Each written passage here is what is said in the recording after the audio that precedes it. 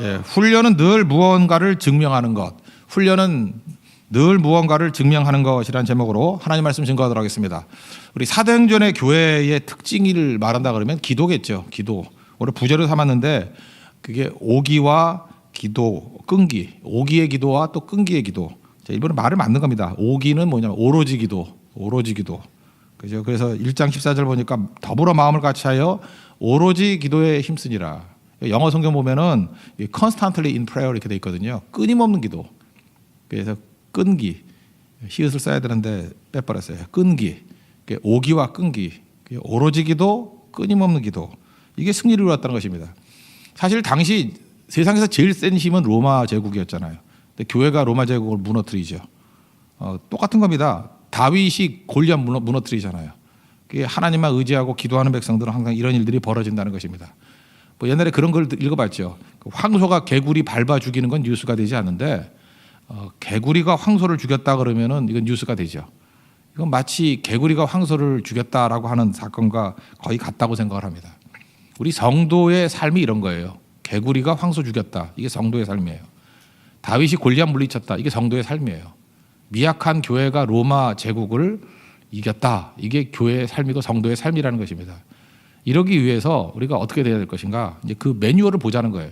사무엘상 17장 굉장히 길죠. 이게 자세하게 나온 이유가 뭐냐면 하나를 보여주는 겁니다. 우리가 영적 싸움을 벌일 때 이런 도전들이 온다라는 거예요. 첫 번째 제일 중요한 건 뭐냐면 결코 물러서지 말라는 거예요. 이 17장 굉장히 자세히 나왔는데 이유는 뭐냐? 사울이 나와서 뭐 형이 나와서 골리앗이 나와서 백성들이 나와서 하여튼 일치되게 하는 짓들이 뭐냐 하면은 포기하라는 거예요. 물러서라는 거예요. 하지 말라는 거예요. 그러니까 이게 한두 세력이 아닙니다. 그냥 마귀가 모든 세력을 다 동원해가지고 그것도 우군과 적군 구별도 없어요. 그냥 다 동원해가지고 물러서라, 포기해라, 하지 마라. 그런데 다윗이 승리했던 이유는 뭡니까? 결코 물러서지 않았기 때문에. 이거 하나 붙들라고요. 여러분 삶도 마찬가지입니다. 뭐 어떤 자극이 오든 간에 그래서 이게 결단이 중요한 거예요. 그죠? 뜻을 정하여 다니엘이 그랬죠. 뜻을 정하여 나 이 길만 간다. 주님만 바라보고 간다. 그러면 오히려 시험되지 못하고 그것들 때문에 더 빨리 가는 일들이 벌어지게 된다라는 것입니다. 신앙이 뭐라 그랬어요? 버팀, 견딤, 에무나라 그랬잖아요. 에무나, 히브리어. 그게 원래 버팀이거든요. 견디는이라 그게 믿음이에요. 그게 어떤 것들에도 물러서지 않고 견딜 수 있는 하나님의 종되기를 바랍니다. 어제 형 보세요. 형 조롱하잖아요. 형이 그 자기 도와주러 왔는데 그죠? 괜히 화를 내요. 여기서 보면 마귀가 역사하게 되면 자꾸 화내죠. 28절 보세요. 노를 바라요. 뭐 일이 왜 하느냐. 그리고 괜히 생각하는 척하죠. 양들은 누구에게 맡겼느냐. 그리고 도시락 가지고 온 게 무슨 교만이고 완악함이에요? 아버지가 보내서 왔는데. 그러니까 제정신이 아니죠. 말도 안 되는 거 갖다 붙이고. 그러니까 억울하죠. 그리고 제일 억울한 게 뭐예요? 전쟁을 구경하러 왔대요. 지금 싸우러 나간다는데 구경하러 왔대요. 이게 말도 안 되잖아요. 그래서 이게 형은 이게 말이 안 되는 얘기를 해요. 말이 안 될 때 우리에게 오는 충동은 뭐죠? 말이 좀 되게 만들어주고 싶은 완성 욕구가 있죠. 그건 말이 안 돼요 하면서 이거 틀리고 저거 틀리고 그죠? 왜 그런지 논리적으로 설명하려고 그러는데 그럴 필요 하나도 없다는 것입니다. 그거 한다고 뭐 세워지는 것도 아니고 나중에 이 엘리압은 사라져 버려요. 엘리압이라는 이름이 되게 멋진 이름이거든요. 하나님 내 아버지라는 거예요. 하나님이 내 아버지다. 얼마나 이름이 좋아요. 그죠? 엘리압. 요압하고 어머니 똑같아요. 엘리압, 요압. 그죠? 하나님이 내 아버지다.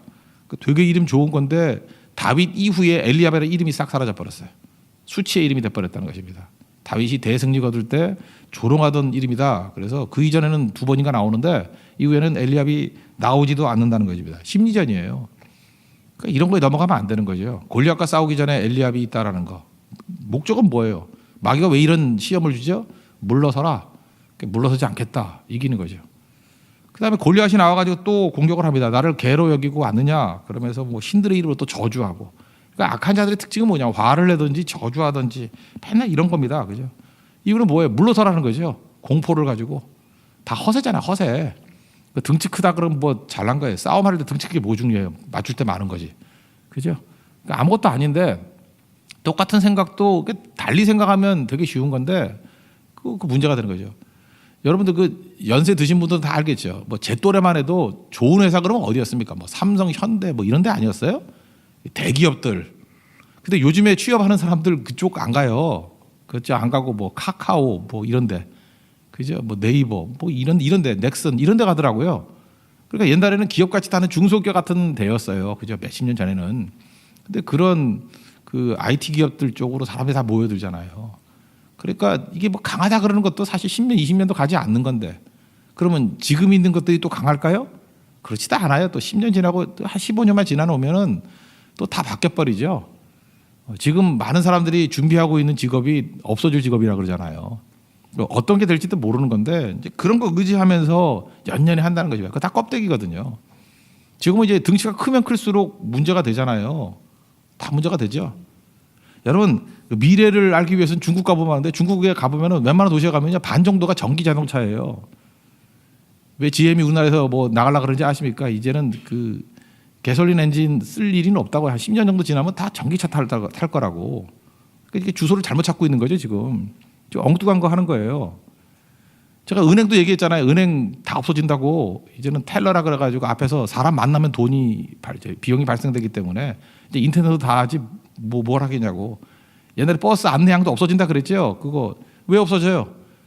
자꾸만 자기 주장하고 하면은 그 운전사한테 30% 더 줄 테니까 네가 다 해라 그러면 다 해버리는 거죠. 다 없어져 버린다고 그런 것들. 근데 우리는 그게 영원히 지속되고 이게 강한지 알고 그러고 살아간다고요. 절대로 아닌데. 골리앗이 등치가 크다는 거는 센 게 아니고 약점이에요. 얼마나 맞을 때가 많아요. 숨길 수 없잖아요. 그리고 그걸 가리려고 그러니까 갑옷 입으니까 얼마나 무거워요. 어기적 걸어 다니니. 그걸 얼마나 맞추기 편해요. 생각을 달리 해야죠. 그래서 이런 거짓된 것들, 사실은 두려운 게 하나도 아닌데 그 믿음이 없어놓으면요 이길 수 있는 근거를 두려움의 근거로 삼는다는 것입니다. 여러분 세상은요 도망치면 와서 덮치고 개하고 똑같아요. 이게 째려보고 이렇게 가면 개가 꼬리 감추고 도망쳐요. 등을 보이면 안 돼요. 그래서 에베소 6장에 보면은 하나님의 전신갑주 보면 등판은 없잖아요. 뒤로 돌아서면 죽는다는 거죠. 예수님 사건이 나오는데 누가복음 그 4장에 보면요, 뭐 백성들이 화가 났어요. 진리의 말씀을 증거하면 이상하게 화를 내. 다 보세요. 엘리압도 화를 내고 골리앗도 화를 내고 또 여기 원수들도 화를 내고. 그러니까 여러분 화 자꾸만 내면은 그거 예수님하고 반대쪽에 있는 사람들 속성하고 비슷하다는 걸 잊지 마십시오. 크게 화가 나서 그 다음에 무슨 공사를 했는가 봐요. 그래서 동네가 건설된 산 낭떠러지까지 끌고 가서 예수님이 낭떠러지에서 이렇게 밀어서 죽이려고 그랬어요. 만약에 이렇게 죽었으면 예수님이 십자가에 죽지 않고 낭떠러지에 떨어져 죽었다. 이게 참 이상하죠. 그렇게 될 리가 없죠. 근데 누가복음 4장 29절 보니까 낭떠러지에서 이렇게 밀어서 죽이려고 그랬어요.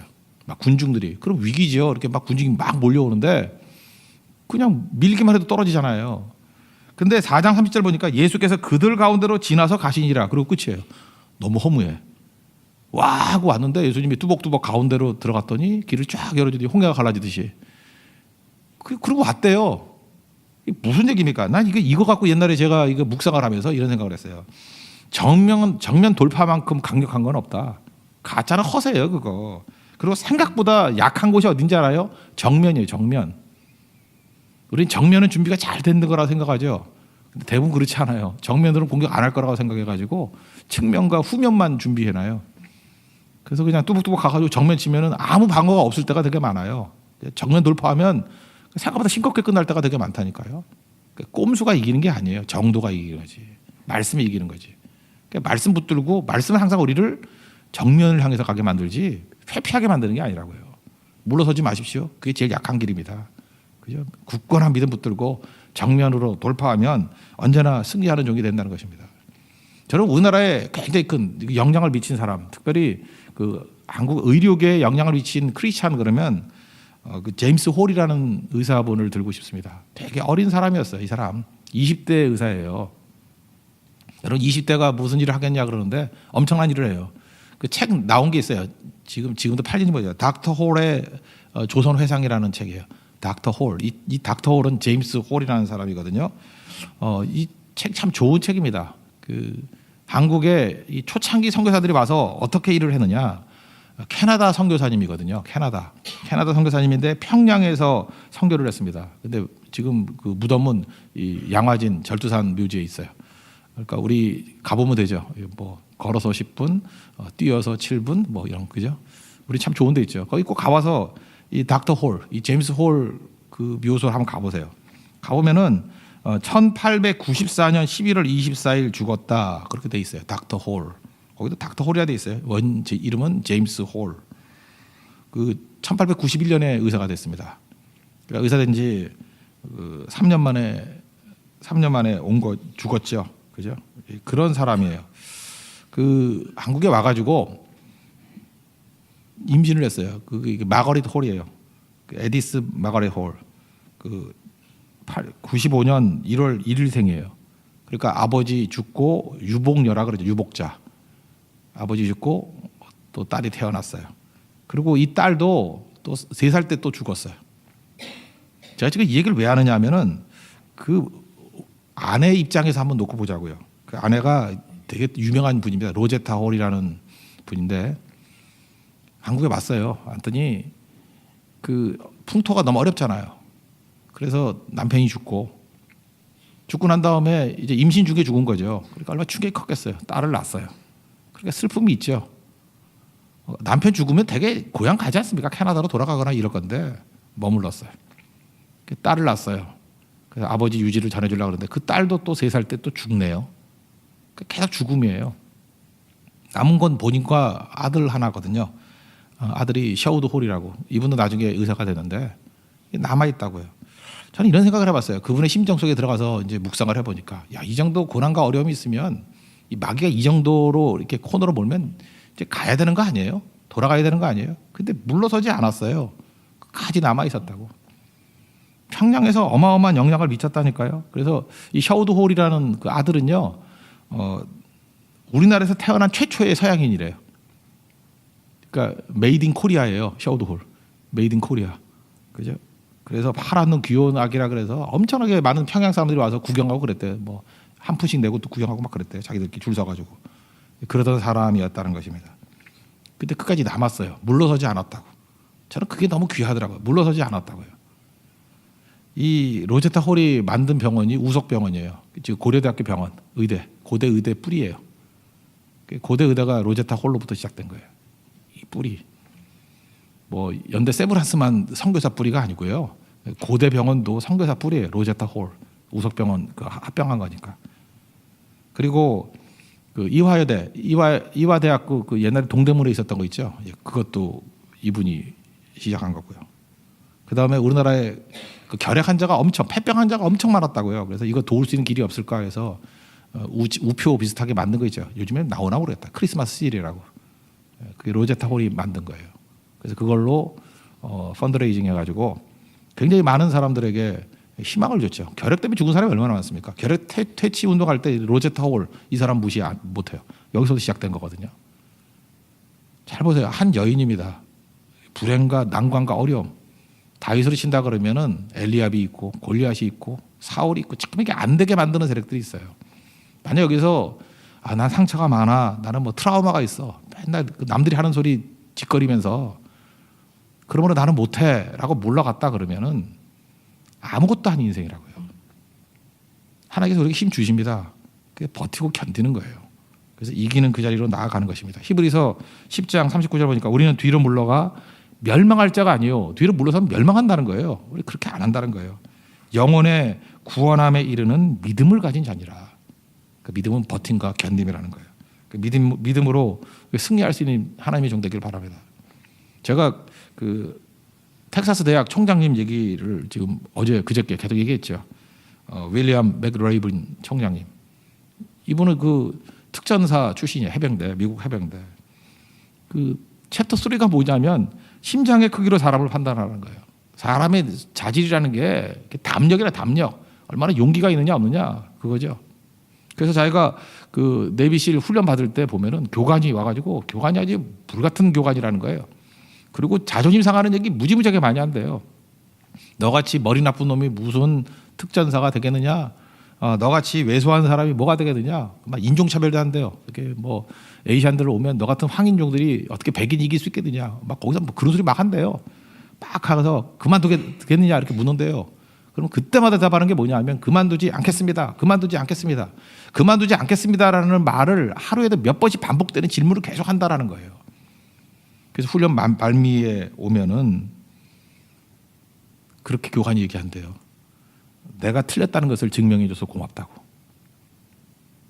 네이비실의 훈련은 뭔지 아십니까? 막 말도 안 되는 소리 막 짓거리는 거예요. 일부러 그런 거예요. 일부러. 그리고 하는 일이 뭔지 아십니까? 내가 틀렸다는 것을 증명하라요. 지금 다윗이 하는 일이 무엇입니까? 계속해서 지금 사울이 틀렸다는 거, 이게 뭐 투구 입고 가면 안 된다는 거 증명하죠. 엘리압이 말했던 거 구경하러 왔다느니 뭐 교만과 완악함, 이게 틀렸다는 걸 증명하고 있죠. 골리앗이 말하는 거 칼과 잔창 들고 나오고 너 개냐 막대기 들고 왔냐, 이게 틀렸다는 걸 다 증명하고 있죠. 그러니까 우린 틀린 것을 증명하는 인생이 돼야 된다는 거예요. 예수가 답이고 예수님이 승리라는 것을 붙드는 인생이 돼야 된다는 것입니다. 오늘도 여러분들 예수님 붙들면요 세상이 틀렸음을 증명할 수 있습니다. 믿습니까? 그거 붙들고 끝까지 나아가면은 이길 수 있다는 것입니다. 그러면 한 가지 더. 그러면 이 승리를 위해서 우리가 붙들 게 뭐냐면 힘의 원천이 하나님이라는 걸 붙들고 나가야 된다는 거예요. 뭐 나오죠. 너는 칼과 단창을 들고 내게 나온다. 45절. 그렇지만 나는 네가 조롱하는 이스라엘 군대의 하나님, 만군의 여호와거든요. 만군의 여호와의 이름으로 나아간다. 그리고 승리하죠. 우리에게 힘이 있는 게 아닙니다. 예수님의 이름의 능력이 있는 거예요. 하나님의 이름의 능력이 있는 거예요. 그래서 사도행전 3장에도 보면은 안진뱅이 고칠 때 보세요. 은과 금은 내게 없거니와. 그게 뭐야? 세상에서 힘이라 그러는 것들 나 의지하지 않는다. 은과 금이 힘이다. 이거 아니라는 걸 증명하고 있죠. 나사렛 예수 그리스도의 이름으로 일어나 걸으라.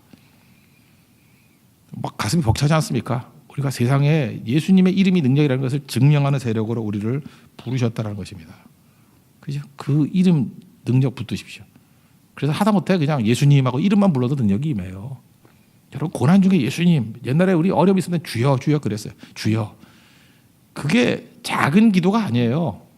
주의 이름을 부르는 자들에게 구원이 임한다고 했습니다. 예수님 붙들어야 돼요. 그러니까 예수님 이외에 힘들지 않는 가짜들을 잠깐만 너절하게 한다. 뭐 돈이 힘이 된다가 뭐 인간관계가 힘이 된다.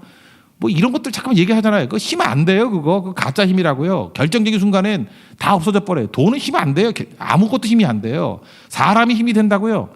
제가 얘기했잖아요. 사람들은요 안 되는 조짐만 보여도 다 도망쳐요.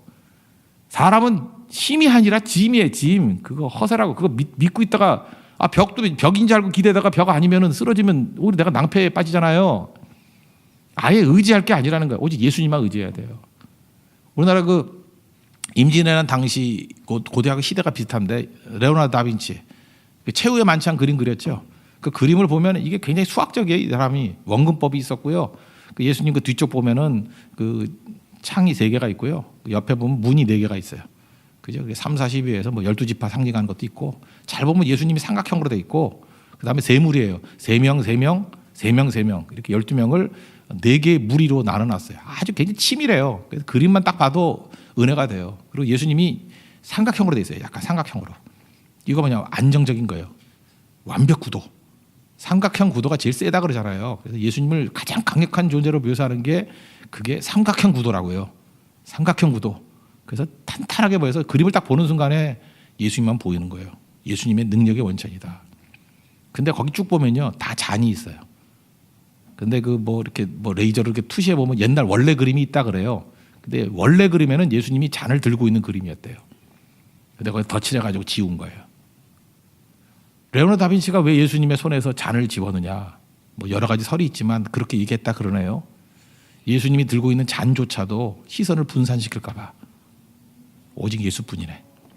예수 오직 예수뿐이네. 예수님 외에 다른 거 쳐다보지 말라고. 예수님이 그냥 빈손 들고 있는 거. 예수님만 바라보라고. 그게 레오나르도 다빈치의 믿음의 고백이었어요. 우리도 마찬가지입니다. 다른 거 쳐다보면 힘 다 빠져버립니다. 오직 예수님입니다. 예수님만 바라보고 예수님 때문에 승리를 이룰 수 있는 믿음의 종 되기를 축원합니다. 모두 자리에서 일어나겠습니다. 91장 찬송하겠습니다. 슬픈 마음 있는 사람 91장